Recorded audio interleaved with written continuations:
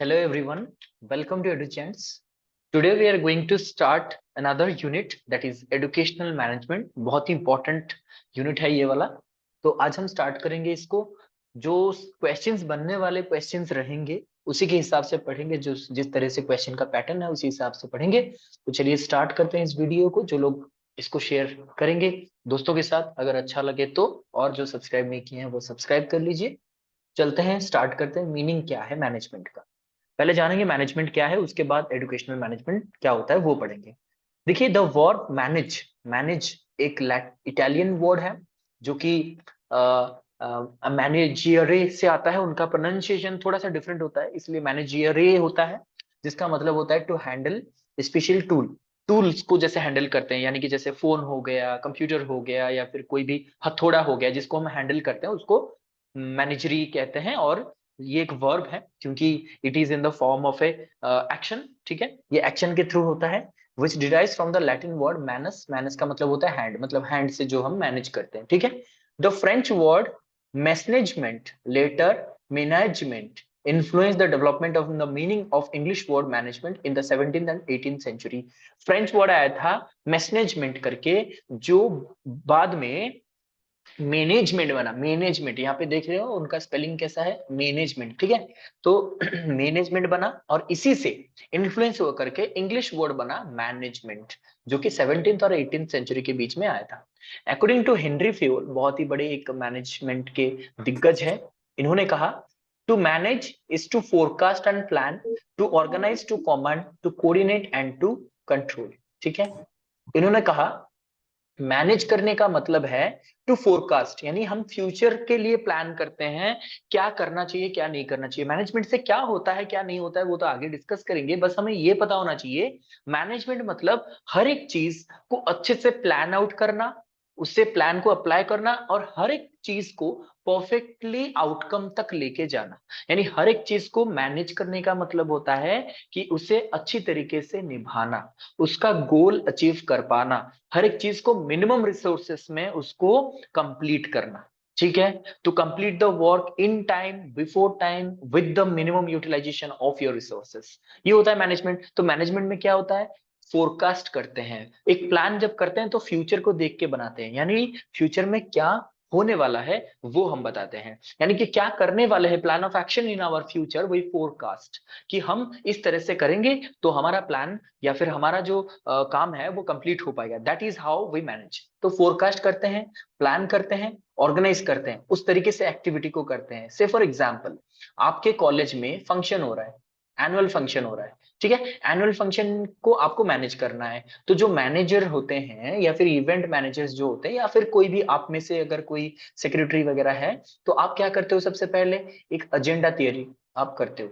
Agenda तैयार होने के बाद आप क्या करते हो, इस एजेंडा के हिसाब से आप तैयारियां शुरू करते हो. से फॉर एग्जांपल, आप सबसे पहले ये देखते हो कि गेस्ट कौन आने वाले हैं, गेस्ट को इनवाइट करते हो, इनविटेशंस देते हो, फिर जो ऑर्डर, खाने का ऑर्डर, टेंट का ऑर्डर, ठीक है, परमिशन का ऑर्डर वगैरह, ये सब कुछ आप निकालते हो. उसके बाद आप एक एंकर को चूज करते हो, होस्ट को चूज करते हो जो एंकर करेगा. उसके बाद जो प्राइजेस होते हैं वो प्राइजेस खरीदना, एनुअल रिपोर्ट पढ़ना, फिर फेलिसिटेट करना, प्राइजेस वगैरह डिस्ट्रीब्यूट करने के लिए कोई होता है. ठीक है, डांस परफॉर्मेंस, जो भी आपका परफॉर्मेंस वगैरह होता है उसको सब आप मैनेज करते हो. तो ये आपने फोरकास्ट किया कि एक महीने के बाद हमारा ये प्रोग्राम है, so we have to forecast, we have to plan and we have to organize the activities.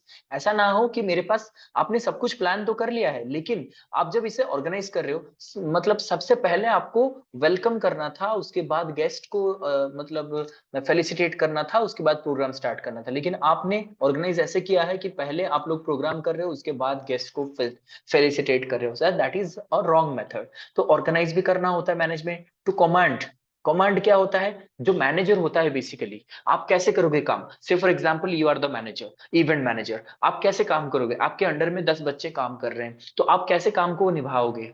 Definitely you will command, आप दूसरों को बताओगे, अच्छा बेटा तुम ये काम कर लो, तुम वो करो, यहाँ पे लाओ, वहां पे ले लो. ठीक है, मतलब आप ये सब कमांड करोगे. अगर नहीं करोगे, आप कहोगे नहीं मैं किसी को कुछ नहीं बोलूंगा, तो फिर कोई काम करेगा नहीं. इसलिए यू हैव टू कमांड। आप सभी को इंस्ट्रक्शन दोगे, डायरेक्शन दोगे कि वो फूल यहाँ पे लगाओ, वो जो बैकग्राउंड में इसको क्लियर करो, लाइट्स इस तरह से आना चाहिए टेंट में, ठीक है। तो ये सब आप कमांड करोगे। देन कोऑर्डिनेट, ऐसा कोऑर्डिनेट का मतलब है कि आप कोऑर्डिनेट यानी आप भी रहोगे वहां पे जब ये सब करोगे, यानी कि आप उनके साथ मिल करके सारा प्लान करोगे। मतलब आपका स्टेज कैसा होना चाहिए, स्टेज प्लान क्या होना चाहिए, ठीक है। Prakash, voice is not clear to you. Okay, let me check whether it is clear to all of you or not. बाकी सबको क्लियर है? एक बार बता दीजिए। यस, तृप्ति कह रहे हैं क्लियर है, जीता भी कह रहे हैं क्लियर है, सलीजा भी कह रहे हैं, ईशानी भी कह रहे हैं, ठीक है। Okay, very good. बाकी सब कह रहे हैं क्लियर है। एक बार प्रकाश चेक कर लीजिएगा, ठीक है। एक बार चेक कर लीजिए, अपना नेटवर्क चेक कर लीजिए, रिफ्रेश कर लीजिए, फिर से हम लोग मतलब फिर से ज्वाइन कीजिए, ठीक है, कोई बात नहीं। Okay, now clear. अब देखते हैं तो कोऑर्डिनेट करना मतलब कि आप खुद वहां पे रहोगे कि काम अच्छे से हुआ कि नहीं। अभी परफेक्ट जैसे होता है ना, कभी कभी हम लोग जब लाइट सेट करते हैं, स्टेज सेट करते हैं, कहते हैं थोड़ा सा और थोड़ा सा राइट में लगेगा ये। जब आप देखते हो, जो लगाता है उसको नहीं पता है कि एक सेंटर पे लगाया है कि लेफ्ट पे कि राइट पे। आप वहां पे कोऑर्डिनेट करते हो रह के, और कंट्रोल, हर एक सिचुएशन को आप कंट्रोल करते हो। अगर कुछ अनहोनी हो जाए तो फिर आप कंट्रोल कर लेते हो। Next, Fayol describe management as a process of 5 function. ये तो हम पढ़ेंगे ही, फेयोल ने 5 फंक्शन कहा था, planning, organizing, commanding, coordinating and controlling, ठीक है। इसको भी हम पढ़ेंगे आगे जाकर के। ये मीनिंग हमने समझ लिया क्या है। अब जो मैनेजमेंट का काम क्या होता है, ऑब्जेक्टिव क्या होता है, हम मैनेज क्यों करें। मैनेजमेंट का मतलब मैनेज होता है, टू मैनेज, हर चीज को मैनेज क्यों करें, for proper utilization of resources. ऐसा ना हो कि मेरे पास, मान लीजिए जो इवेंट है, इवेंट के लिए मेरे पास 10,000 रुपए है, मान लीजिए सिर्फ इवेंट ऑर्गेनाइज करने के लिए मेरे पास 10,000 रुपए है। तो अगर मैं मैनेज नहीं करूंगा तो फिर ये 10,000 नहीं, मतलब सफिशियंट नहीं होगा, शायद कम पड़ जाए। अगर मैं मैनेज कर सकता हूँ, कम चीजों पे भी करने की कोशिश कर सकता हूँ, हर एक चीज को खुद रह करके इसको देख सकता हूँ, तो शायद 10,000 भी मेरे लिए काफी हो सकता है। क्योंकि मुझे खाना भी ऑर्डर करना है, टेंट भी लगाना है, गेस्ट को भी इनवाइट करना है, प्राइजेस भी डिस्ट्रीब्यूट करना है, and 10,000 is not more than anything else. तो अगर मुझे मैनेज करना है, ठीक है। देन इंप्रूविंग परफॉर्मेंस, मतलब कि आप कहोगे 10,000 में क्या परफॉर्मेंस हो जाएगा, लेकिन हम 10,000 में सबसे अच्छे परफॉर्मेंस कर सकते हैं अगर आप अच्छे से मैनेज करो तो। मतलब कि अगर अच्छे से हमने मतलब कितना लोग खाना खाएंगे, क्या खाना खाएंगे, उसके हिसाब से मैनेज करेंगे। कितने लोग आएंगे उस हिसाब से मैनेज करेंगे। जितना कम हो सके, जितना मिनिमम यूटिलाइज करके, जितना लोकल रिसोर्सेस को यूज करके, जितना अपना एक्सपर्टाइज को यहाँ पे आप लोग लगा के, जितना आप चाहो परफॉर्मेंस इंप्रूव कर सकते हो। मैं ये management in the field of education कह लीजिए, फील्ड ऑफ टेक्नोलॉजी कह लीजिए, कहीं पे भी अगर आप मैनेज कर सकते हो तो आपका परफॉर्मेंस बेटर होगा। कहते नहीं कि मतलब कि जो फोटोग्राफी करते हैं उनके लिए बहुत बड़ा कैमरा नहीं चाहिए, जिसके पास मोबाइल भी है वो भी अच्छा सा फोटोग्राफर बन सकता है। परफॉर्मेंस अच्छा होना चाहिए अगर आप मैनेज कर पाते हो तो। जैसे कहते हैं बहुत लोग, अभी पढ़ाई कर रहे हो, आप लोग प्रिपेयर कर रहे हो, उसके साथ आप जॉब भी कर रहे हो, so you are managing everything, that is why you are perfect. Performance अच्छा हो रहा है आप लोगों का इसीलिए क्योंकि आप लोग परफॉर्म कर रहे हो। नो डाउट कि आप अच्छे से अपना लाइफ मैनेज कर पा रहे हो, नहीं तो घर बैठे बैठे लोग भी नहीं पढ़ते हैं, ठीक है। मोबिलाइजिंग बेस्ट टैलेंट, यानी कि यहाँ पे आपका टैलेंट देखा जाएगा, आप बेस्ट टैलेंट को ढूंढ सकते हो, बेस्ट टैलेंट को देख सकते हो। प्लानिंग फॉर फ्यूचर, इसका और एक ऑब्जेक्टिव है फ्यूचर के लिए प्लान करना, ठीक है। अब सीधा आते हैं एजुकेशनल मैनेजमेंट एंड एडमिनिस्ट्रेशन, ठीक है। अब देखिए एजुकेशनल मैनेजमेंट क्या है, एडमिनिस्ट्रेशन क्या है। क्वाइट कॉमनली ये माना जाता है, सभी सोचते हैं कि लगभग सेम होता है, लगभग सेम ही होता है, लेकिन इनमें क्या डिफरेंस है वो हम लोग आज इस स्लाइड में पढ़ेंगे, ठीक है। इसके अगले स्लाइड में भी है। Educational management is an art of working together with people and through the people in the efforts of achieving predetermined educational goals through efficient utilization of available resources of a school, college or university. देखिए ये वाला slide अच्छे से सुनिएगा, क्योंकि ये सब ना थ्योरेटिकल चीजें हैं, यानी कि थोड़ा सा थ्योरेटिकल का मतलब है डेफिनेशन। अगर डिफाइन कर लिया आपने, समझ लिया, अंडरस्टैंडिंग बेस्ड होता है। अगर एक बार आपने एजुकेशनल मैनेजमेंट एडमिनिस्ट्रेशन को समझ लिया तो आपको एग्जाम खत्म होने तक कोई भी प्रॉब्लम नहीं होगा आंसर करने में। समझिए अच्छे से, ये एक आर्ट ऑफ वर्किंग है, वर्किंग टुगेदर कह रहा है, इसको मार्क कीजिए।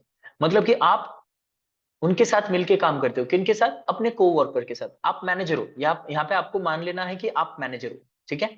आप मैनेजर हो, आप अपने बच्चों के साथ या फिर जो को वर्कर है उनके साथ मिलके काम करते हो। You are not separated, you are working together, एक साथ काम कर रहे हो with the people and through the people. अब विद द पीपल कौन है? आपके वर्कर्स, मान लीजिए आपके वर्कर्स है people, and through the people, through the people मतलब वो लोग काम करेंगे, workers will do the task and you will be with them, उनके साथ आप लोग काम करोगे, उनके द्वारा आप कराओगे in the efforts of achieving pre determined educational goals. ठीक है, आपके कुछ प्री डिटरमाइंड गोल्स है। अब आप अगर एजुकेशनल मैनेजमेंट लगाते हो तो आपको एजुकेशनल गोल चूज करना है। अगर आप सिर्फ मैनेजमेंट मुझे पूछो तो फिर वहां पे सिर्फ गोल्स होंगे, गोल्स कोई भी हो, लेकिन अगर एजुकेशनल है तो एजुकेशनल गोल्स होगा, अगर गोल्स एजुकेशनल नहीं होगा तो एजुकेशनल मैनेजमेंट नहीं होगा, सिंपल। ठीक है, अगर मैनेजमेंट की बात करो तो आपके पास कुछ गोल होते हैं जिसको आपको अचीव करना होता है, अगर एजुकेशनल मैनेजमेंट की बात करो तो एजुकेशनल गोल्स होंगे। ठीक है, तो एजुकेशनल गोल्स आपके प्री डिटरमाइंड, प्री सेट हो, सेट किया हुआ गोल होता है। वहां पे आप क्या करते हो?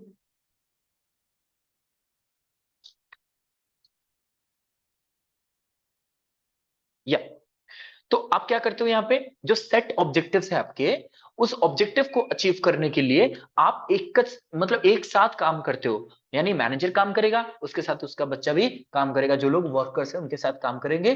कैसे काम करेंगे? Through efficient utilization of available resources. याद रखिएगा, हम लोग वो रिसोर्सेस यूज करेंगे जो हमारे पास अवेलेबल है। ऐसा नहीं है कि हम बाहर से कुछ मंगाएंगे, मतलब मेरे पास एक टूल नहीं है जो कि मैं चाहता हूं लंदन से मंगा के वो काम करो, ऐसा नहीं होगा। मेरे पास जो जितना भी है, जितना भी छोटा मोटा कैमरा है उसी में मुझे करना पड़ेगा, जितना भी रिसोर्सेस है उसी में करना पड़ेगा, ऑफ ए स्कूल, कॉलेज और यूनिवर्सिटी। तो बेसिकली एजुकेशनल मैनेजमेंट तब कहलाएगा जब हम यानी मैनेजर अपने वर्कर के साथ यानी टीचर्स के साथ मिल करके जो गोल्स हैं स्कूल के, ऑब्जेक्टिव्स हैं स्कूल के, उसको अचीव करने लगेगा, वो भी स्कूल, कॉलेज या फिर यूनिवर्सिटी में जितने भी हमारे पास अवेलेबल रिसोर्सेस है उसी में। ऐसा नहीं है कि मेरे पास कंप्यूटर नहीं है हमारे कॉलेज में तो फिर हम ये अचीव नहीं कर सकते, ऐसा नहीं होगा। ठीक है, एक बार क्लियर हो गया तो यस लिख दीजिएगा। ठीक है, मैं चाहता हूं कि आपका कॉन्सेप्ट क्लियर हो जाए, उसके बाद एडमिनिस्ट्रेशन समझेंगे तो डिस्क्रिमिनेशन आप कर सकते हो। ठीक है, ओके, बाकी सबको भी क्लियर हो गया? ठीक है, okay, few people are answering, ठीक है, कोई बात नहीं। देखिए, ये हो गया एजुकेशन मैनेजमेंट, इसके बारे में और थोड़ा सा जानते हैं। It is the executive authority. ध्यान रखिएगा, जिसको मैं यहाँ पे मार्क कर रहा हूँ ना, ये सबसे इंपॉर्टेंट की वर्ड्स हैं, इसी से आपका आंसर बनेगा एग्जाम में, याद रखिएगा।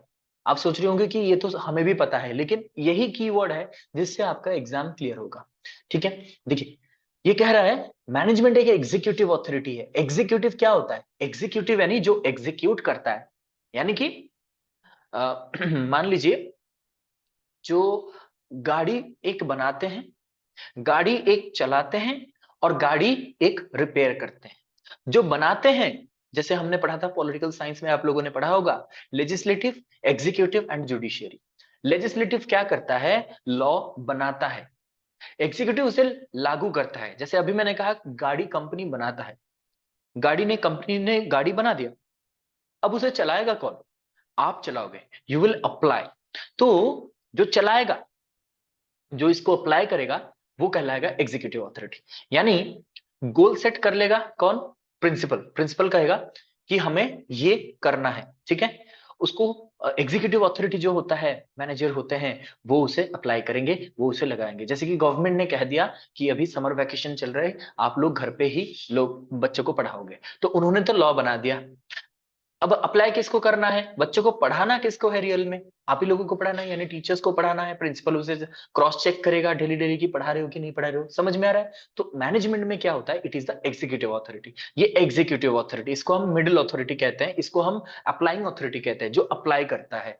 ठीक है, ऑफ एन ऑर्गेनाइजेशन, ये एक एग्जीक्यूटिव अथॉरिटी होता है एक ऑर्गेनाइजेशन या फिर इंस्टीट्यूशन का, dealing with post Corp. Post Corp क्या है आप सभी को याद होगा या नहीं याद होगा, मुझे बताइएगा। ठीक है, पोस्ट कॉर्प क्या है? Planning, organizing, staffing, directing, coordinating, reporting and budgeting. तो ये किसका काम होता है? पोस्ट कॉर्प एग्जीक्यूटिव का होता है, यानी मैनेजर का होता है, जो मैनेजमेंट करता है। अब आते हैं हम लोग एजुकेशनल एडमिनिस्ट्रेशन पे। देखिए, ये हो गया मैनेजमेंट। एडमिनिस्ट्रेशन क्या है? Educational administration refers to guidance and control of the efforts of educational institution or program towards achievement of educational goals। यानी यहाँ पे educational administration वो एक प्रोसेस होता है जहां पे हम लोग गाइड करते हैं और कंट्रोल करते हैं। वहां पे क्या था? को वर्कर, वर्किंग टुगेदर। यहाँ पे हम लोग गाइड करेंगे, इसका मतलब है आपको पता है गाइडेंस एंड काउंसलिंग में डिफरेंस भी वही है कि गाइड करना मतलब हम आपको रास्ता दिखा देंगे, आपके साथ जा नहीं सकते। जैसे कि आप रास्ते में किसी को पूछते हो भैया मुझे जाना है गवर्नर्स हाउस जाना है, कहाँ पे पड़ेगा, यहाँ से सीधा जाइए, वहां से लेफ्ट ले लेंगे 100 मीटर पे आ जाएगा, ये आपको कह देते हैं, ये गाइड करना होता है। ठीक है, तो यहाँ पे आपको गाइडेंस मिलेगा और कंट्रोल ऑफ द एफर्ट्स, यानी कि एजुकेशनल इंस्टीट्यूट कंट्रोल करेगा क्या करना चाहिए क्या नहीं करना चाहिए, कितना पैसा खर्चा करना चाहिए, ये एडमिनिस्ट्रेशन डिसाइड करेगा। इसको हम टॉप अथॉरिटी कहते हैं। आगे और भी डिफरेंस है, हम लोग पढ़ेंगे इसमें, ये बस एक शुरुआत है। ठीक है, और टुवर्ड्स अचीवमेंट ऑफ एजुकेशनल गोल, तो एक चीज आपने कॉमन देखा कि मैनेजमेंट में जो गोल है यहाँ पे भी वही गोल है, गोल दोनों का सेम है कि जो हमारा प्री डिटरमाइंड गोल है उसे अचीव करना है, ये भी अचीव करता है वो भी अचीव करता है, लेकिन तरीका अलग है और लोग अलग होते हैं। Administrative is the top approach, ठीक है, management is the middle approach और एग्जीक्यूटिव अप्रोच। ठीक है, it lies with the higher authority, और यहाँ पे हायर अथॉरिटी होते हैं who determine policy, identify goal and lays down the principle of running an educational institution. ये वो लोग होते हैं जो मतलब इंस्टीट्यूशन चलाते हैं, they are the owners, they are the CEOs, जो चलाते हैं, वो पॉलिसी बनाते हैं, गोल सेट करते हैं। लेकिन मैनेजमेंट में क्या होता है, गोल ऑलरेडी सेट है, आपको उसे अप्लाई करना है, आपको उसको पूरा करना है, आपको उसको अचीव करना है। ठीक है, तो यहाँ पे मैं अगर समझाने के लिए बस कहूं कि ये अगर फिलोसफी है एडमिनिस्ट्रेशन, तो एजुकेशन है मैनेजमेंट, क्योंकि philosophy sets the goal for education, administration goal set करता है, मैनेजर उसे अचीव करता है। ठीक है, क्लियर, आगे बढ़ेंगे। नेचर ऑफ एजुकेशनल मैनेजमेंट, आपके सिलेबस के हिसाब से नेचर है, नेचर आप सभी को पता है, फिर भी एक बार हम नजर डाल देंगे क्या है ये। Management as an art, management एक आर्ट है, एक कला है, जो मैनेज कर सकता है वही कर सकता है। Educational management as a science, ये एक साइंस भी है, क्यों, क्योंकि मैनेजमेंट जब आप मैनेज करते हो तो प्लान करते हो सिस्टमेटिकली, आप उसे वर्क करते हो यानी अप्लाई करते हो, उसका आउटकम आप इवेलुएट करते हो, this are scientific process because it follow some hierarchy, it is a step by step process. ठीक है, management as an organization, management खुद में एक ऑर्गेनाइजेशन है, क्योंकि यहाँ पे हर एक चीज को आप ऑर्गेनाइज करते हो स्टेप बाय स्टेप, अभी मैंने कहा you have to organize. Educational management is a goal oriented approach, definitely इसका कोई गोल होता है। It is optimum utilization of resources, जितना आपके पास रिसोर्सेज है उसको आप मैक्सिमम अप्लाई करके अपना गोल अचीव कर लेते हो। प्रैक्टिकेबिलिटी, जो मैनेजमेंट होता है ये प्रैक्टिकल होता है, इट इज प्रैक्टिकल, अभी मैंने कहा इट इज द अगर गोल अचीव कर गोल सेट करता है एडमिनिस्ट्रेशन, तो उसे मतलब कि गोल अचीव कौन करता है, management. It is a creative work, definitely यहाँ पे मैनेजर का क्रिएटिव स्किल देखा जाएगा कि how creatively the manager is doing the work. Then it is a social process, क्यों सोशल प्रोसेस है, इसको कोई मुझे बता सकता है क्या, can anybody explain me how it is a social process. Next, इसको मुझे कमेंट में जरूर बताइएगा। ठीक है, नेक्स्ट है कोऑर्डिनेटिंग फोर्स, आप यहाँ पे कोऑर्डिनेट करते हो, ठीक है, अपने वर्कर के साथ। और लास्ट में आता है it is a composite process, ये एक सिंपल प्रोसेस नहीं होता है, कॉम्पोजिट प्रोसेस होता है। क्लियर, ये वाला मुझे बताइए, how it is a social process, how educational management is a social process. Yes, yes, very good जीता, वेरी गुड। और कोई, सोशल प्रोसेस इसलिए है क्योंकि आप अपने वर्कर के साथ मिल करके काम करते हो, क्योंकि yes all workers are working together socially, very good Soni. ठीक है, तो इसी तरह से रिस्पॉन्स देते चलिए, अगर आप लोग को क्लास इंटरेस्टिंग लग रहा है, इट कोऑर्डिनेट्स विद मेंबर्स। ठीक है, बहुत अच्छे, तो चलते हैं आगे बढ़ते हैं, अब आते हैं scope of educational management. Scope तो बहुत ज्यादा है, क्योंकि हर एक चीज को एजुकेशन में मैनेज किया जाता है, क्योंकि starting from enrolment to their admission, to their retention, to their health and care, to their education, to their evaluation, to their development, to their growth, to their guidance, counseling, etc. and etc. जो भी आप करते हो, everything is to be managed। तो management का scope तो बहुत ही बड़ा होगा, जैसे कि यहाँ पे कहा गया history and theories of management science, role and responsibilities of education manager, ये स्कोप है। मतलब कि यहाँ पे क्या क्या स्कोप है, देखिए यहाँ पे जो मैनेजमेंट साइंस है, क्या क्या रिस्पॉन्सिबिलिटीज है एजुकेशन मैनेजर, ये इसका एक स्कोप हो सकता है। As we know, school is a miniature of society, so this management process is going there. That's why it's social in nature. Very good, Sonali. ठीक है। उसके बाद आता है study of educational planning, its goal, principle, approach and procedure. हम लोग इसमें और क्या स्टडी करते हैं, इसमें एक तो स्टडी करते हैं जितने सारे थ्योरीज हैं मैनेजमेंट के, हम लोग आगे भी थ्योरीज पढ़ेंगे। What are the rules and responsibility of educational manager, वो भी पढ़ेंगे। और क्या पढ़ेंगे, study of educational planning, planning कैसे किया जाता है, गोल, प्रिंसिपल्स, अप्रोच, प्रोसीजर क्या होना चाहिए, वो भी पढ़ेंगे। और क्या पढ़ते हैं, health, decision making and solving problem. Educational management पढ़ने से और क्या हेल्प होता है कि हम लोग डिसीजन ले सकते हैं, प्रॉब्लम सॉल्व कर सकते हैं, को करिकुलर प्लानिंग कर सकते हैं, ना कि सिर्फ curricular but also co curricular planning भी कर सकते हैं। Then we can motivate our staff and student, जैसे कि मैंने कहा मैनेजर अपने वर्कर के साथ काम करता है। वर्कर मतलब कोई भी हो सकता है, वो चाहे दूसरे पीयर टीचर यानी कोलीग हो सकते हैं, स्टाफ हो सकते हैं, स्टूडेंट हो सकता है, कोई भी हो सकता है। मैनेजिंग कॉन्फ्लिक्ट एंड स्ट्रेस, यहाँ पे मैनेज अगर अच्छे से कर सकते हो तो यहाँ पे आप कॉन्फ्लिक्ट, झगड़ा को सॉल्व कर सकते हो, स्ट्रेस कम कर सकते हो। ठीक है, अगर आप मैनेजमेंट पढ़ोगे, मैनेज अच्छे से कर पाओगे तो कॉन्फ्लिक्ट को भी सॉल्व कर सकते हो, स्ट्रेस को भी सॉल्व कर सकते हो। नहीं तो अगर आपको मैनेजरियल स्किल्स नहीं आता है तो फिर कॉन्फ्लिक्ट ही रहेंगे।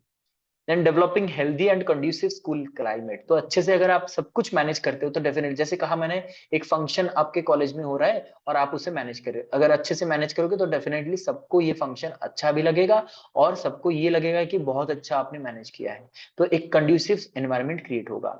नेक्स्ट है organization of health and physical education, organization of exhibition and fair, कि यहाँ पे क्या कर सकते हो आप, health, physical education, exhibition, fair, यानी कि जो मैंने यहाँ पे कहा था को करिकुलर प्लानिंग भी कर सकते हैं, अदर एक्टिविटीज भी करा सकते हैं। Maintenance of school record, manage करना मतलब कैसे स्कूल एक्टिविटीज, स्कूल रिकॉर्ड्स, इसको भी मैनेज करना, ये भी आप सीखते हो। इवेल्युएटिंग अचीवमेंट्स और आउटकम्स, मतलब कि स्कूल का achievement in co curricular curricular activities, what are the outcomes of the school और इंस्टीट्यूशन ओवर द इयर्स, तो आप इसे इवेल्युएट भी कर सकते हो through management. Then financing and budgeting, आप अगर अच्छे से मैनेज कर पाओगे तो you will get an idea of financing and budgeting about the school, कैसे कितना बजट हमें लग सकता है जिसमें हम कर सकते हैं। ऐसा नहीं है कि एम्बिशियसली कह दो हमें 10 करोड़ चाहिए एक साल में, मतलब एम्बिशियसली अगर 10 करोड़ कह दोगे तो फिर मतलब इतना खर्चा होगा नहीं जितना आपने मांग लिया। तो इससे क्या होगा दिक्कत, ये होगा कि आपने जो फाइनेंस है, जो मतलब कॉस्ट है, उसको आपने मिसमैनेज किया है। ठीक है, अब आगे बढ़ेंगे, सबसे इंपॉर्टेंट टॉपिक जो कि मैनेजमेंट वर्सेस एडमिनिस्ट्रेशन। अच्छे से देखिएगा, जहां पे भी डाउट होगा पूछ लीजिएगा, क्योंकि यही सबसे इंपॉर्टेंट स्लाइड है। क्योंकि यहाँ पे आपको मैनेजमेंट एडमिनिस्ट्रेशन के बीच में डेफिनेटली आपको पता चल जाएगा what are the differences.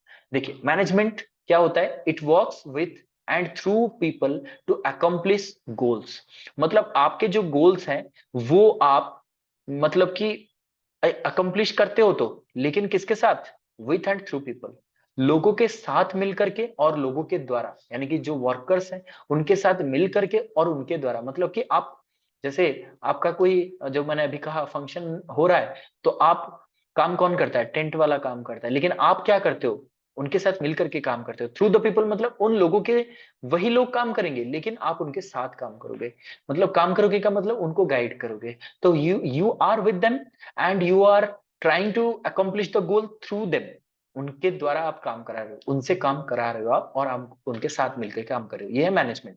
Administration में क्या होता है, it establishes policies that guide decision making, laws and regulation. बहुत ही इंपॉर्टेंट पॉइंट याद रखिएगा, एडमिनिस्ट्रेशन क्या करता है, पॉलिसी बनाता है, कैसे काम होगा पॉलिसी बनाता है, स्कूल का कॉलेज का पॉलिसी बनाता है। दैट गाइड डिसीजन मेकिंग, मतलब कि ये डिसीजन मेकिंग में काम आता है, और वो क्या करते हैं, लॉ बनाते हैं, रेगुलेशन बनाते हैं। इसलिए यहाँ पे मैंने लिख दिया है विद इन ब्रैकेट में कि ये जो लॉ बनाते हैं, रेगुलेशन बनाते हैं, management implement laws and regulation. Administration law बनाता है, मैनेजमेंट उस लॉ को अप्लाई करता है। एडमिनिस्ट्रेशन रूल बनाता है, मैनेजमेंट उस रूल को अप्लाई करता है। एडमिनिस्ट्रेशन रास्ता दिखाता है और मैनेजमेंट उस रास्ते पे चलता है। सो मैनेजमेंट क्या है। Yes Suprabha, you want to say something, you have raised your hand, do you have something to say. Yes Suprabha, no, okay, कोई बात नहीं, अगर डाउट होगा तो पूछ लीजिए, ठीक है, कमेंट बॉक्स में पूछ सकते हो आप लोग। चलिए, तो यहाँ पे क्या हो गया, management is an art of getting things done through others by directing their efforts towards achievement of predetermined goal. आप यहाँ पे गेटिंग थिंग्स डन का मतलब होता है आप काम कराते हो, काम हासिल करते हो उनसे काम हासिल करते हो अदर्स। कैसे? Bye directing them. आप कहते हो ये करो, वो करो, कैसे करना है, इसका डिजाइन ऐसे कट करो, वहां पे लाइट लगाओ, वहां पे बलून लगाओ, ये आप डायरेक्ट करते हो towards achievement of your goals. लेकिन यहाँ पे क्या होता है, it is concern with formulation of broad objective, plan and policy. ये बस ब्रॉड ऑब्जेक्टिव बनाएगा, प्लान बनाएगा, पॉलिसी बनाएगा। ठीक है सुप्रभा, सॉरी टच हो गया था, कोई बात नहीं सुप्रभा, कोई बात नहीं।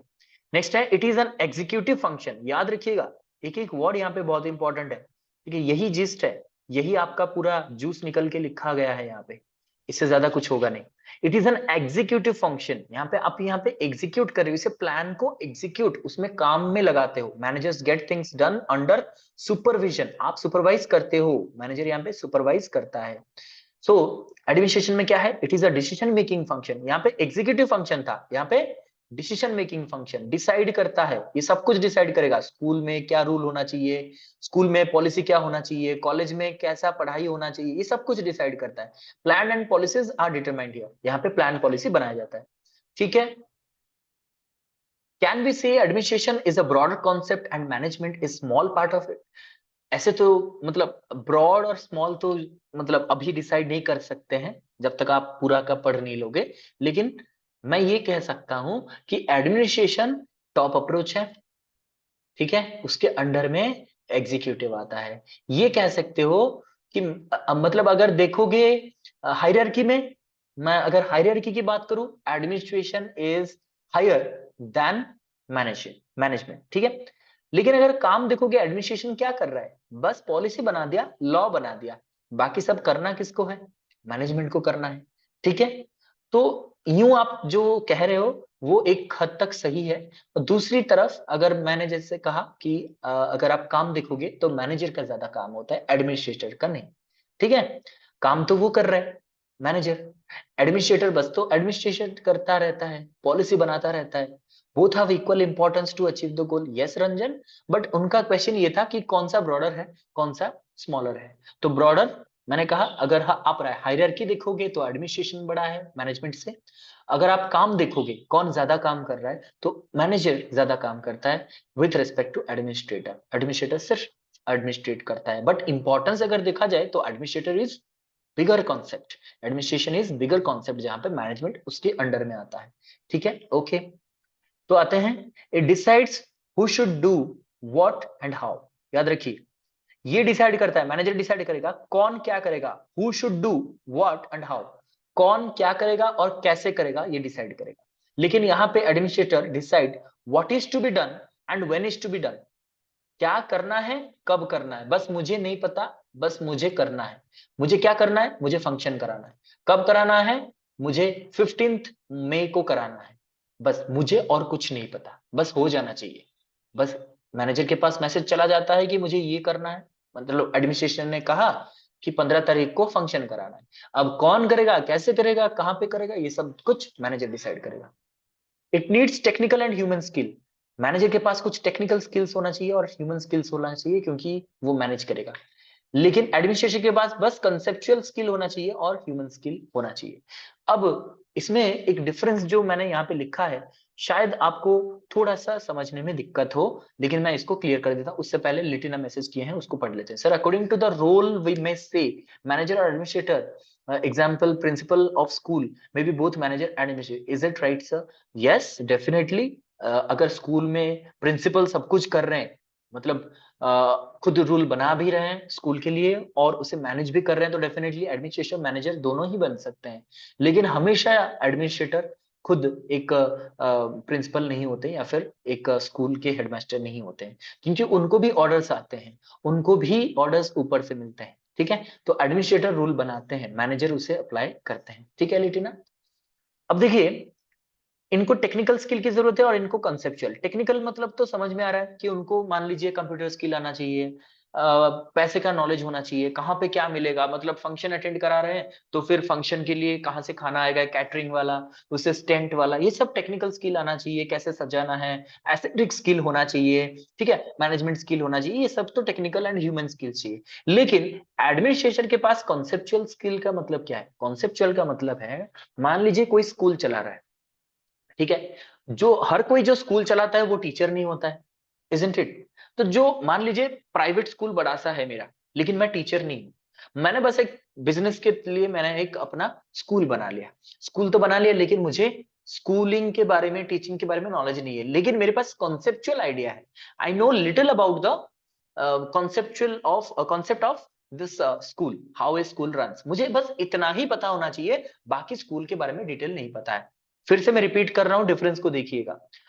मैनेजर को हर एक चीज का पता है, स्कूल में, क्लासरूम में और प्रिंसिपल के चैम्बर में क्या क्या एक्टिविटीज होते हैं, डेली डेली क्या एक्टिविटीज होते हैं, सुबह से लेकर शाम तक, बच्चों से लेकर के टीचर तक क्या काम है, कैसे बच्चों को एनरोल किया जाता है, उनका रिजल्ट आता है, इवैल्यूएशन करते हैं, क्लास कैसे, टाइम टेबल कैसे तैयार किया जाता है, सब कुछ मैनेजर को पता होता है उस फील्ड में। लेकिन एडमिनिस्ट्रेटर को सब कुछ नहीं पता होता है उसके बारे में, बस कॉन्सेप्चुअल आइडिया होना चाहिए। जैसे कि मैंने कहा, उसने बस रूल बना दिया मेरे स्कूल में एनरोलमेंट बढ़ना चाहिए और ज्यादा से ज्यादा मेरे बच्चे जो है फर्स्ट क्लास में पास करना चाहिए। लेकिन सब कुछ करेगा कौन? मैनेजर, क्योंकि मैनेजर को ये सब का नॉलेज है। ठीक है, ओके। अब चलते हैं, it is middle and lower level function. मैंने कहा था ये मिडिल लेवल पे और लोअर लेवल पे काम करते हैं, लेकिन ये टॉप लेवल पे काम करते हैं। The decision are influenced by the values, beliefs and decision of the managers. यहाँ पे डिसीजन मतलब मैनेजर कैसा है, मैनेजर का वैल्यूज क्या है, उनके बिलीव्स क्या है, और डिसीजन पे, मैनेजर के डिसीजन पे इन्फ्लुएंस होता है। लेकिन एडमिनिस्ट्रेशन क्या होता है? It is influenced by public opinion, government policy and customers etcetera. मान लीजिए, जैसे मैंने कहा, स्कूल में जो एडमिनिस्ट्रेटर होते हैं वो किस पे काम करते हैं?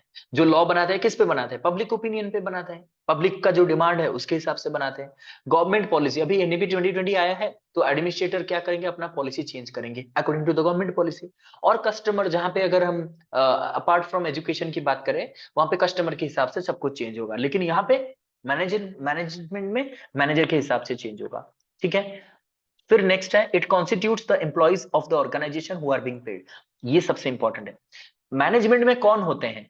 यहाँ पे वो एम्प्लॉइज होते हैं जो एक ऑर्गेनाइजेशन में काम करने के लिए उसे पैसा मिलता है, यानी मैनेजर वो होता है जो यहाँ पे काम करता है जिसकी वजह से उसे पैसा मिलता है। ठीक है।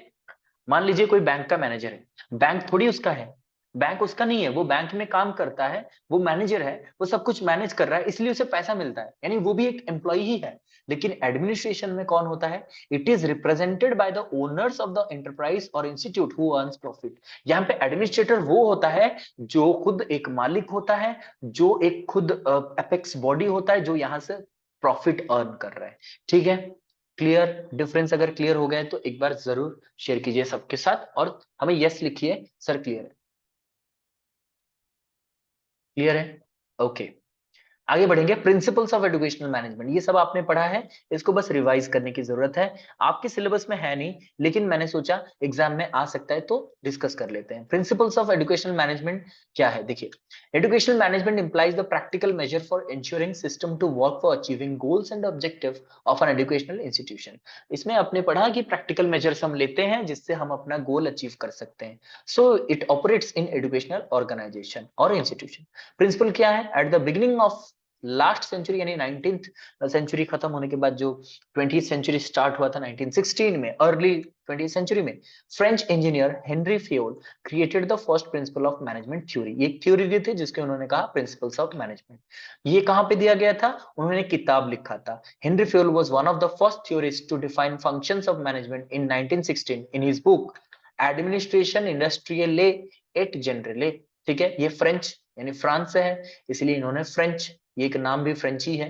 ठीक है। फ्रेंच नाम में इन्होंने दिया था एडमिनिस्ट्रेशन इंडस्ट्रियले एट जनरले। और मैं बता दूं कि ये जो मैनेजमेंट होता है ये एक इंडस्ट्रियल कॉन्सेप्ट है, ये एजुकेशनल कॉन्सेप्ट नहीं है। ये इंडस्ट्री में सबसे पहले अप्लाई होता था, इसलिए बहुत सारे कॉन्सेप्ट, बहुत सारे वर्डिंग्स यहाँ पे आपको इंडस्ट्री के बारे में मिलेगा। ठीक है। कस्टमर, कंज्यूमर, इस तरह से मिलेगा। बाद में इसको एजुकेशन में अप्लाई किया गया। Henry Fayol also identified 14 general principles of management and organizing, यानी 14 प्रिंसिपल इन्होंने दिया था मैनेजमेंट का। ठीक है। तो उन्होंने ये जो 14 प्रिंसिपल है उन्होंने ये फंक्शन के तौर पे दिया था। So what are the functions of education management, वो देखेंगे। Functions of education management are largely based on Henry Fayol's 14 principles of management. तो इनका जो फंक्शन है वो 14 प्रिंसिपल पे आधारित है। ठीक है। तो इसी पे आधारित इनका 14 प्रिंसिपल है, जो कि हम यहाँ पे डिस्कस करेंगे। First is division of work, parity of authority and responsibility. Division of work समझ में आ रहा है आपको कि सबको जिसका जो कैपेबल है उसको वही काम डिस्ट्रीब्यूट करेंगे। Then parity of authority and responsibility. Parity यानी कि आप अथॉरिटी को ओबे करोगे, you have to obey the authority and authority is given some responsibility. Then होता है discipline. Discipline is very important, यानी हर एक चीज में डिसिप्लिन चाहिए। नेक्स्ट होता है यूनिटी ऑफ कमांड। मैं आप लोगों को स्किप नहीं कर रहा हूँ, ठीक है, ये मत समझिएगा सर जल्दी में पढ़ा दे रहे हैं, ऐसा नहीं है, you know it very well, that is why I am just overviewing it. तो अगर आपको डाउट होगा तो आप पूछ सकते हो, ठीक है। डिसिप्लिन तो जरूरी होता है, हर एक चीज में डिसिप्लिन चाहिए, टाइम मैनेजमेंट से स्टार्ट करके ऑनेस्टी, हर एक चीज में डिसिप्लिन चाहिए। यानी यूनिटी ऑफ कमांड, ये क्या होता है? यूनिटी यानी एक, कोई एक कमांड करे तो आपको सुनाई देगा। जैसे कि घर पे क्या होता है, आपको मम्मी कहेंगे ये काम कर दो एट ए टाइम, पापा कह रहे हैं ये काम कर दो, बहन कह रही है ये काम कर दो, दादाजी कह रहे हैं ये काम कर दो, तो चारों एक ही टाइम में आपको चार काम अगर देंगे तो आपको नहीं कर पाओगे। तो इसीलिए यूनिटी ऑफ कमांड मतलब अगर कोई आपका अथॉरिटी है तो एक ही अथॉरिटी आपको कुछ कहेगा। जैसे कि आपका मैनेजर आपको जो कहेगा आप वही करोगे, ऐसे नहीं कि मैनेजर भी कह रहा है, एडमिनिस्ट्रेटर भी कह रहा है, और कोई और भी कोई कह रहा है आपको कि ये कर दो, तो उसमें क्या होगा, आप डिसाइड नहीं कर पाओगे आपको क्या करना है, इसका करना है, इसका करना है कि इसका करना है। तो इसलिए यूनिटी ऑफ कमांड मतलब कोई एक ही उसे कमांड करेगा, जो काम कहेगा एक ही लोग उसको काम के लिए कहेगा, और वो जो कहेगा ये करेगा, ठीक है। इससे क्या होगा, काम आसानी से होगा। देन होता है यूनिटी ऑफ डायरेक्शन। सबका डायरेक्शन मतलब सबका लक्ष्य क्या होना चाहिए, एक होना चाहिए। अभी मैंने कहा एजुकेशनल मैनेजमेंट हो चाहे वो एजुकेशनल एडमिनिस्ट्रेशन हो, सभी का गोल क्या है, टू अचीव द प्रीडिटरमाइंड गोल। वैसे ही जो भी कंपनी, जो भी एजुकेशनल इंस्टीट्यूट पे आप काम करते हो, सबका गोल, सबका डायरेक्शन एक ही होना चाहिए, ठीक है। Then subordination of individual interest to general interest. यहाँ पे जब आप कोई ऑर्गेनाइजेशन में काम करते हो, आप अपना पर्सनल काम भूल करके आप ऑर्गेनाइजेशन के लिए काम करते हो। जैसे कि देश के जवान जब देश के बॉर्डर पे खड़ा होते हैं तो वो अपने बारे में, अपने फैमिली के बारे में नहीं सोचते हैं, यानी कि इंडिविजुअल इंटरेस्ट के बारे में नहीं सोचते हैं। They think about the general interest of the Indians. वो देश के बारे में सोचते हैं, देश के सभी नागरिकों के बारे में सोचते हैं। तो वैसे ही जब आप काम करो, यानी कि मैनेजमेंट में काम करो, किसी भी इंस्टीट्यूशन में काम करो, you don't have to think about yourself, you need not think. क्योंकि आप अपने बारे में अगर सोचोगे तो आप सेल्फिश हो जाओगे। आप अपने ऑर्गेनाइजेशन के बारे में सोचोगे, for which you are being paid, आप जिसके वजह से आपको पैसा मिल रहा है उसके वजह से आपको काम करना पड़ेगा। देन होता है फेयर रेम्युनरेशन, ये तो सबके लिए चाहिए, जिसको जितना काम का पैसा मिलना चाहिए उतना मिलना चाहिए। मान लीजिए दिन भर आप काम करते हो लेकिन आपको 100 रुपया दिया जाता है, तो it is not what you should get, ठीक है। तो फेयर रेम्युनरेशन मतलब जो जितना काम करता है उसको उतना पैसा भी हक से मिलना चाहिए। उसके बाद आता है सेंट्रलाइजेशन एंड डिसेंट्रलाइजेशन। कुछ चीजें हैं जो कि सेंट्रलाइज्ड होना चाहिए, यानी कि जैसे कि मान लीजिए कोई इमरजेंसी में जब डिसीजन लेना होता है तो वो सेंट्रलाइज्ड होना चाहिए। जैसे कि आपको पता होगा एक होता है कैबिनेट सेक्रेटरी, ठीक है। कैबिनेट, हमारा जो कैबिनेट है, कैबिनेट का मतलब है कुछ इंपॉर्टेंट मिनिस्टर्स मिल करके कैबिनेट बनाते हैं इमरजेंसी डिसीजन के लिए। बाकी सब तो मिनिस्टर है, लेकिन कैबिनेट की क्या जरूरत थी?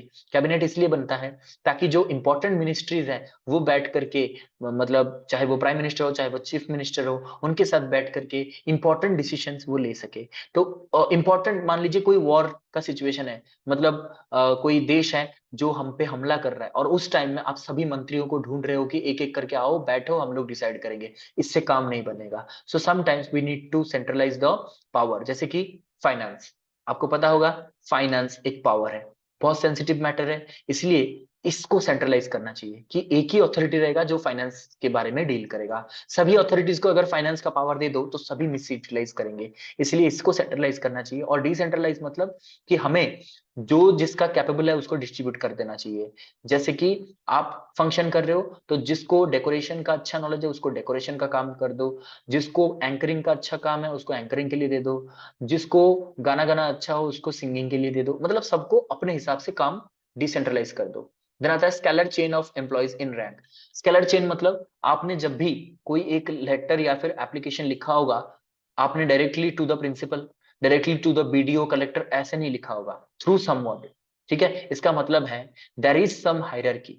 जब कोई टीचर, मतलब आप मान लीजिए आप एक स्टूडेंट हो, आप सीधा प्रिंसिपल को एप्लीकेशन नहीं लिख सकते हो, आप थ्रू द टीचर और through the head of the department किसी के थ्रू पे आप लोग लिखना पड़ेगा। मतलब the information flows in a chain, कि आप जब स्टूडेंट जब कंप्लेन करता है टीचर को, टीचर कंप्लेन करेगा एचओडी, एचओडी जाएंगे फिर प्रिंसिपल के पास, इस तरीके से जाएगा। वैसे प्रिंसिपल अगर कोई नोटिस देता है तो आएगा एचओडी के पास, एचओडी से आएगा फिर टीचर के पास, टीचर से फिर स्टूडेंट के पास आएगा। So it is a hierarchy, you have to follow the hierarchy.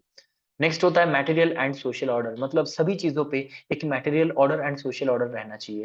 यानी कि मटेरियल इन द सेंस कि आप जो चीजें यूज करते हो, मटेरियल चीजें, उसका एक ऑर्डर रहना चाहिए। मतलब जब फर्स्ट को आप, मतलब मान लीजिए आप जैसे चौक होता है, जब हम स्कूल कॉलेज में चौक लिखते हैं, तो आप एक जब चौक का बॉक्स खत्म होता है तभी दूसरा इशू होता है, तो इसमें एक ऑर्डर रहता है, ठीक है, काउंट रहता है। वैसे सोशल ऑर्डर मतलब, सोशल ऑर्डर मतलब इंसानों में, मतलब कि आप में भी एक ऑर्डर है।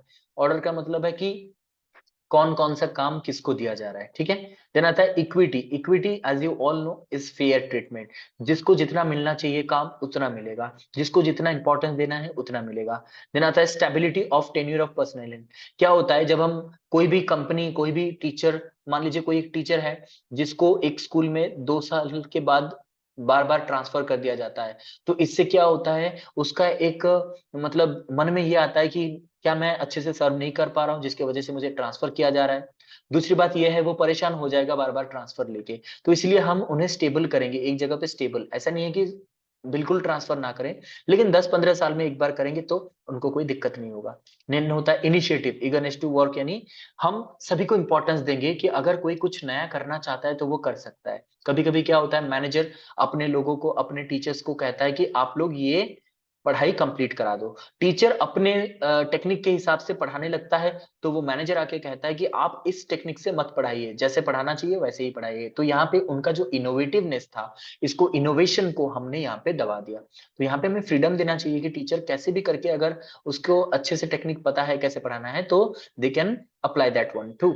नेक्स्ट आता है एस्पिरिट डी कॉप्स, यानी टीम स्पिरिट। तो सभी एक टीम पे होकर के, टीम स्पिरिट पे काम करना चाहिए, एक दूसरे को मदद करना चाहिए, एक दूसरे को प्रेज करना चाहिए। ये था आपका टोटल फंक्शंस। प्रिंसिपल्स, प्रिंसिपल के आधार पर ये 5 मेजर फंक्शंस ऑफ मैनेजमेंट बने, ठीक है। As per the 14 principles of management, Henry Fayol identified 5 major functions of management which is based on this principles. तो ये क्या है, planning, organizing, commanding, coordinating and controlling, जो कि मैंने ऑलरेडी कहा था।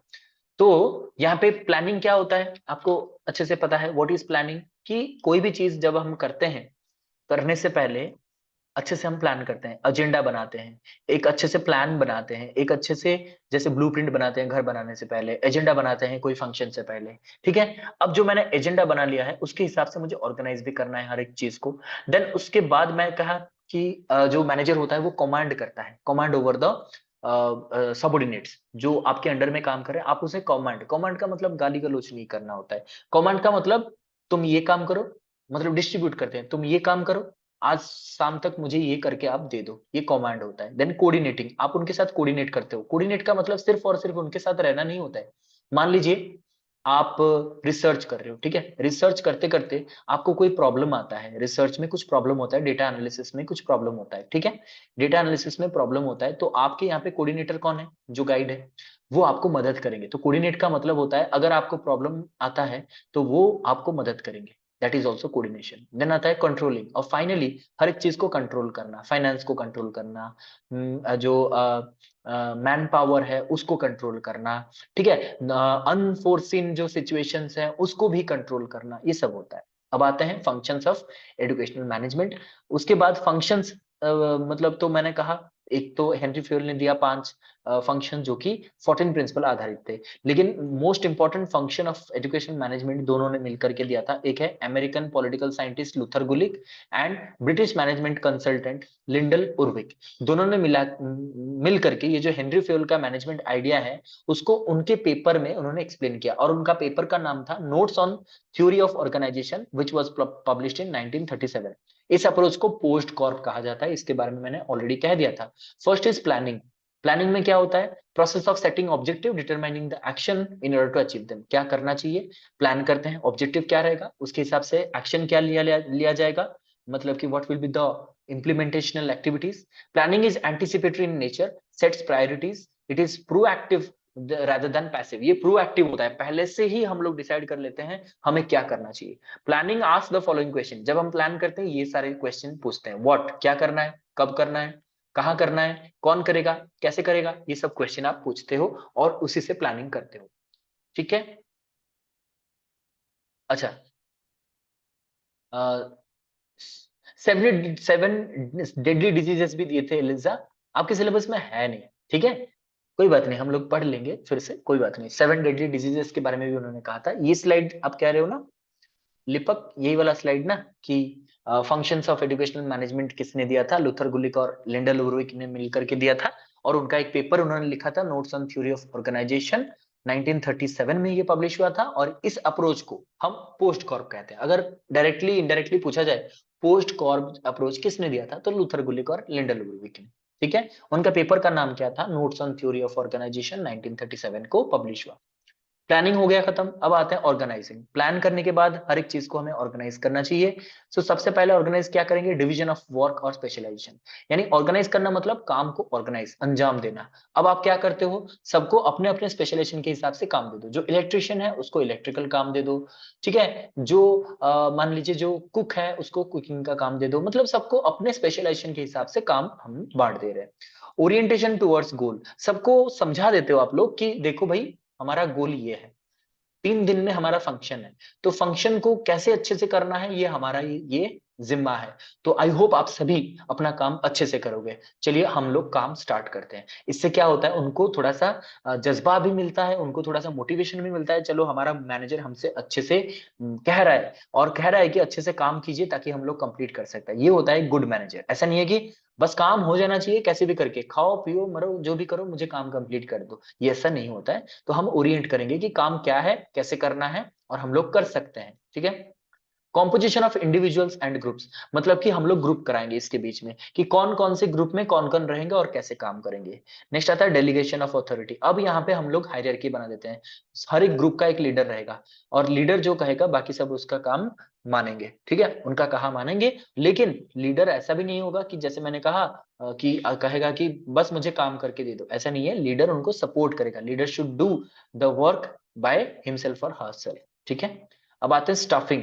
स्टाफिंग में क्या होगा, स्टाफिंग में हम लोग स्टाफ प्रोवाइड करेंगे। हमने काम डिसाइड कर लिया, ऑर्गेनाइज भी कर लिया, अब करेगा कौन, तो इसलिए हमें स्टाफिंग करना है। It is the process of hiring eligible candidate in the organization और company for the specific position. जैसे कि आप लोगों को पता होता है कि एक होता है रिसर्च फेलो, ठीक है, या फिर प्रोजेक्ट फेलो। ठीक है, PFRF होता है, रिसर्च फेलो, प्रोजेक्ट फेलो, ऐसे होता है। ठीक है, तो JPF कहते हैं इसको, जूनियर प्रोजेक्ट फेलो कहते हैं। ठीक है, इसमें क्या होता है कि मैंने एक प्रोजेक्ट किया है या फिर प्रोजेक्ट मैंने लिया है, मुझे एक प्रोजेक्ट असिस्टेंट चाहिए। ठीक है, तो मैंने क्या किया, हायर किया कि मुझे एक प्रोजेक्ट असिस्टेंट चाहिए जिसके पास एक्सपीरियंस है, जिसके पास JRF है वगैरह वगैरह। तो वो अप्लाई करें और हम आपको सिलेक्ट करेंगे मेरे प्रोजेक्ट में काम करने के लिए। आपको 30,000 जो है वो मंथली सैलरी मिलेगा एकोमोडेशन के साथ। ठीक है, ये मैंने क्या, इसका मतलब क्या है, ये होता है स्टाफिंग। हमने स्टाफ हायर किया, एलिजिबल कैंडिडेट को हमने हायर किया। In management the meaning of staffing is an operation of recurring employees by evaluating their skill knowledge and then offering them specific job rules accordingly. यानी उनको हम किस तरह से काम देंगे, यहाँ पे मैंने लिख भी दिया, right person in right place. जो चीजें जिनके लिए होना चाहिए वो होगा। यानी मेरे को इलेक्ट्रिशियन की जरूरत है, मैं थोड़ी केमिकल इंजीनियर को यहाँ पे अपॉइंट करूंगा, इसलिए जो इलेक्ट्रिकल इंजीनियर है उन्हीं को अपॉइंट करूंगा। यानी right person for the right job हमें अपॉइंट करना चाहिए, तब जाकर के काम होगा। नेक्स्ट होता है डायरेक्टिंग। अब हम हायर भी कर लिए, अब उन्हें डायरेक्ट करेंगे, कैसे काम करना है उन्हें कहेंगे। It is said to be a process in which manager instruct guide and oversee the performance of the workers to achieve the predetermined goal. यहाँ पे हम लोग देखेंगे, उन्हें इंस्ट्रक्ट करेंगे कि काम ऐसे करो, ये गलत कर रहे हो वैसे करो। ठीक है, ये वाला अगर हो गया है वो अलग काम करो, मतलब दूसरा काम करो। ठीक है, हम उन्हें इंस्ट्रक्ट करेंगे, गाइड करेंगे किस तरीके से। जैसे फॉर एग्जाम्पल, आप जब मतलब स्टेज सजाते हो, स्टेज में कहाँ पे फूल रखना है, कहाँ पे आपका सोफा रखना है, कहाँ पे लाइट रखना है, कहाँ पे मतलब वो जो एक होता है ना बैकग्राउंड में हम सजाते हैं, फूल सजाते हैं, किस कलर का होगा, ये सब आप उन्हें गाइड करते हो। बस गाइड करने के बाद वो अपना काम कंप्लीट करते हैं, ठीक है। So you are directing. Directing is said to be the heart of management process. याद रखिएगा, अगर पूछा जाए who which step is considered as the heart of management, तो डायरेक्टिंग। डायरेक्टिंग मतलब आप उन्हें काम करने के लिए कहते हो, क्या काम करेंगे। अगर कुछ कहोगे नहीं तो वो लोग क्या करेंगे, वो कुछ करेंगे नहीं। तो यहाँ पे जो कहोगे वही होगा। और इसे हार्ट इसलिए कहा जाता है क्योंकि आप जो कहोगे यहाँ पे वही होगा, यानी at the end you will find the result from this step only. आप जो कहे होंगे वही आउटकम में दिखेगा। तो आपका डायरेक्टिंग पावर पता चलेगा जब आउटकम निकल के आएगा। जब आउटकम निकल के आएगा तब पता चलेगा कि आपने अच्छे से डायरेक्ट किया था या नहीं किया था। Planning, organizing, staffing have got no importance if direction function does not take place. इसे हार्ट किस लिए कह रहे हैं, समझ में आ रहा है। प्लानिंग अच्छा था, ऑर्गेनाइजिंग अच्छा था, स्टाफिंग अच्छा था, लेकिन अगर आपने अच्छे से डायरेक्ट नहीं किया, अच्छे से समझाया नहीं क्या करना है, अच्छे से उनको मदद नहीं किया, अच्छे से उनको उनको गाइड नहीं किए, या फिर देखा नहीं कि उन्होंने सही किया है कि गलत किया है, तो फिर सब कुछ वेस्ट हो जाएगा। इसलिए इसको हार्ट ऑफ मैनेजमेंट प्रोसेस कहा जाता है। देन आता है कोऑर्डिनेटिंग। कोऑर्डिनेटिंग में मैंने कहा था आप वहां पे मौजूद रहोगे। Coordination implies synchronizing with various efforts of different department to reduce conflict. मतलब कि जब फंक्शन होता है सभी डिपार्टमेंट का काम एक ही टाइम पे कंप्लीट होता है। टेंट वाले का काम, कैटरिंग वाले का काम, जो आप प्राइज वगैरह बांटते हो उसका काम, और फिर होस्टिंग का काम। जब चारों काम एक ही साथ कोऑर्डिनेट करेंगे तभी जाकर के प्रोग्राम सक्सेसफुल हो पाएगा। Multiple department usually perform the work for which an organization exist. Multiple work करते हैं एक ही साथ तभी जाकर के एक ऑर्गेनाइजेशन चलता है। It also brings harmony in carrying out the different tasks and activities to achieve the organization's objectives efficiently. अगर सभी एक साथ मिल करके अच्छे से काम करेंगे, अपना अपना काम कंप्लीट करेंगे, देन हमारा जो ऑर्गेनाइजेशन का या फिर कॉलेज इंस्टीट्यूशन का जो भी ऑब्जेक्टिव है उसको हम अचीव कर पाएंगे। और फाइनली दो स्टेप आते हैं, रिकॉर्डिंग एंड बजटिंग। रिकॉर्डिंग में क्या होता है, रिकॉर्डिंग एंड रिपोर्टिंग इसको कहते हैं। तो here essential elements of educational management which is answerable to the parents, higher authorities and society. Record report किसको हम करते हैं, जब काम कंप्लीट हो जाता है तो हम अपने हायर अथॉरिटी को आंसर करते हैं। वो हायर अथॉरिटी पेरेंट्स भी हो सकते हैं, गवर्नमेंट अथॉरिटी हो सकते हैं, या फिर आपके प्रिंसिपल हो सकते हैं, वाइस चांसलर हो सकते हैं, कोई भी हो सकते हैं, ओवरऑली सोसाइटी भी हो सकते हैं। और बजटिंग यानी पैसा, पैसे के बिना कुछ हो ही नहीं सकता। It is a process of creating a plan to spend your money. यहाँ पे हम प्लान बनाते हैं कि कितना खर्चा होने वाला है। This spending plan is called, this spending advanced is called as budget. Advance जो होता है इसको हम बजट कहते हैं। Creating this spending plan allow you to determine the advance whether you will have enough money to do this things और not, कि आपके पास उतना पैसा होगा ये काम करने के लिए या फिर नहीं होगा, ये डिसाइड होता है बजट में। बजट में आप ज्यादा नहीं मांग सकते, कम भी नहीं मांग सकते, तो अप्रोक्सीमेटली वही मांगोगे जो आपका खर्चा होगा। मेरे कॉलेज में मान लीजिए 5 करोड़ का खर्चा होने वाला है, लेकिन मैंने बजट में दिया है उनको 10 करोड़। तो यहीं पे आपका क्वेश्चन आ जाएगा कि आपका क्या है, प्लान क्या है, what are your budget plan. Budget मतलब मुझे दिखाना पड़ेगा कि इसमें इतना खर्चा होगा, उतने में ये खर्चा होगा। तो अगर ये मैच नहीं करता है then I will be responsible. तो बजटिंग इज वेरी इंपॉर्टेंट, ठीक है। तो आज के लिए इतना ही। क्वेश्चन पे चले, एमसीक्यू पे। क्लियर है सबको? वेरी गुड, चलिए। So here is your first question.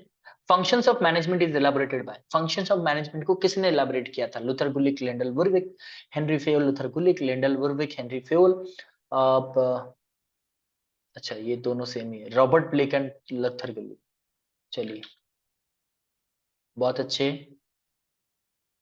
Sonali, Priyanka, Ritika, Jeeta, Padmavati, Triptimayee, Eliza, Ishani, Anil, Chetna, Madhusmita, Dobra, Dilip, Salija, Tripti, Soni, Diptishree, Ranjan, Saraswati, Harpriya, Saumya, Tikina, Suprabha, Sangeeta, वर्षा, लिपक। बहुत अच्छे, सभी का सही आंसर आ चुका है। लूथर गुलिक एंड लिंडन वुरविक ने दिया था। ये दोनों ऑप्शन सेम ही है, मुझे नजर में नहीं आया था। लगभग नहीं, अलग है, ठीक है, कोई बात नहीं। Answer is A, Luther Gulick and Lyndon Urwick ने दिया था। Which of the following is not used as a function of management according to Fayol? Henry Fayol के अनुसार कौन सा एक फंक्शन नहीं है? कंट्रोलिंग, कमांडिंग, प्लानिंग, प्रिपेयरिंग, कौन सा नहीं है? बहुत जल्दी आंसर कर लिए अभी। Very good. Ritika, Triptimayee, Sonali, Anil, Jeeta, Ranjan, Padmavati, Saumya, Priyanka, Madhusmita, Ishani, Chetna, Eliza, Saraswati, Varsha. Varsha ये कौन सा ऑप्शन है? तृप्ति, संलीजा, संगीता, सोनी, हरप्रिया, वर्षा। ठीक है, अभी दीप्तिश्री, दिलीप, टिकिना, लिपक, बहुत अच्छे। So D will be the right answer. Preparing कोई स्टेप नहीं होता है। हाँ, एक चीज बता दो, जो अभी शायद चेतना पूछ रहे थे, चेतना, आई थिंक चेतना ही पूछ रहे थे कि जो यस नहीं, एलिजा पूछ रहे थे कि हेनरी फेयोल का जो 7 डेडली डिजीज है, डेडली डिजीज जो कोई भी मैनेजमेंट को खराब कर सकता है, वो क्या है? वो इंपॉर्टेंट नहीं है क्या? वो भी इंपॉर्टेंट है एलिजा। तो मैं सबसे कहूंगा वो एक बार देख लीजिए, ठीक है? मेरे ध्यान में शायद नहीं आया वो वाला, क्योंकि आपके सिलेबस में था नहीं तो मुझे ध्यान में नहीं आया, लेकिन मैं सोच रहा हूँ कि वो भी इंपॉर्टेंट है आपके लिए, एक बार देख लीजिएगा, ठीक है? आप लोगों ने नेट में पढ़ा होगा डेफिनेटली, तो उसको एक बार रिव्यू कर लीजिएगा। अगर कोई दिक्कत आता है तो हम लोग क्लास में भी पढ़ा सकते हैं इसको, लिख के रखिए इसको, ठीक है? चलिए, which of the following is not true about administration? इनमें से क्या सच नहीं है एडमिनिस्ट्रेशन के बारे में? It is a top order function, the owners are associated with this, it implements the policies, it is a decision making power. Very good Jeeta. Sangeeta, Padmavati, Anil, Tripti, Chetna, Sonali, Saumya, Harpriya, Tikina, Ritika, Ishani, Sangeeta, Madhusmita. Madhusmita, check your answer. Anil, check your answer. Yes, Triptimayee, Litina, Saraswati, Dilip, Priyanka, Diptishree, Varsha, Eliza, Anil again, ठीक है। सलीजा, लिपक, बहुत अच्छे। तो इसका सही answer होगा कि ये इम्प्लीमेंट करते हैं। ये सही नहीं है, क्योंकि ये पॉलिसी बनाते हैं, इम्प्लीमेंट नहीं करते हैं, ठीक है? तो ये गलत है एडमिनिस्ट्रेशन के बारे में। Who wrote the book? अच्छा, बुक ही नहीं लिखा मैंने, कोई बात नहीं, यहाँ पे मैं लिख देता हूँ वो वाला बुक। अच्छा, बुक बिना लिखे ही वो लोग आंसर करने लगे हो, बहुत अच्छे। ये बुक ही मैंने नहीं लिखा, क्या होगा ये वाला बुक? बुक कौन सा है? बुक का नाम बताइए। अब उल्टा क्वेश्चन आ गया, चलो बुक का नाम बताइए। यस, बुक का नाम बताइए। फ्रेंच में लिखा था, लेकिन बुक का नाम क्या है वो बताइए। मैंने बुक ही नहीं लिखा यहाँ पे, प्रिंसिपल्स ऑफ मैनेजमेंट नहीं है। बताइए, बुक का नाम बताइए, देखते हैं। Very good Ishani, administration industrial et general. बहुत अच्छे। देखिए, यही होता है, ठीक है? यही होता है कि कौन कौन ज्यादा एक्टिव है इस क्लास में, ठीक है? एडमिनिस्ट्रेशन इंडस्ट्रियल, देखिए माउस से लिख रहा हूँ इसलिए गंदा हो रहा है यहाँ पे। Industrial et general, et general, ठीक है? तो ये जो किताब है वो एक फ्रेंच इंजीनियर हेनरी फ्योल ने लिखा था, ठीक है? So D would be the right answer, लेकिन मुझे पता करना था कि बुक कौन सा है। वेरी गुड ईशानी, उन्होंने सही आंसर दिया है। चलिए, question number 5, spirit de corps mean. Spirit de corps का क्या मीनिंग होता है? Individual responsibility, order of the manager, team spirit, all of the above. Yes, और किसी ने भी आंसर किया? Sonali, administration, administration industrial et general in 1916, बहुत अच्छे। चलिए, ये वाला आंसर कीजिए फटाफट से, इसका क्या मतलब है? बहुत अच्छे, सभी का सही आंसर आ चुका है। Very good, very good, nice. चलिए, बहुत अच्छे।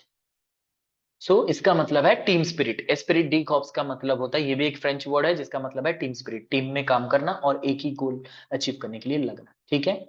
So thank you all of you. If you have any doubt you may ask now.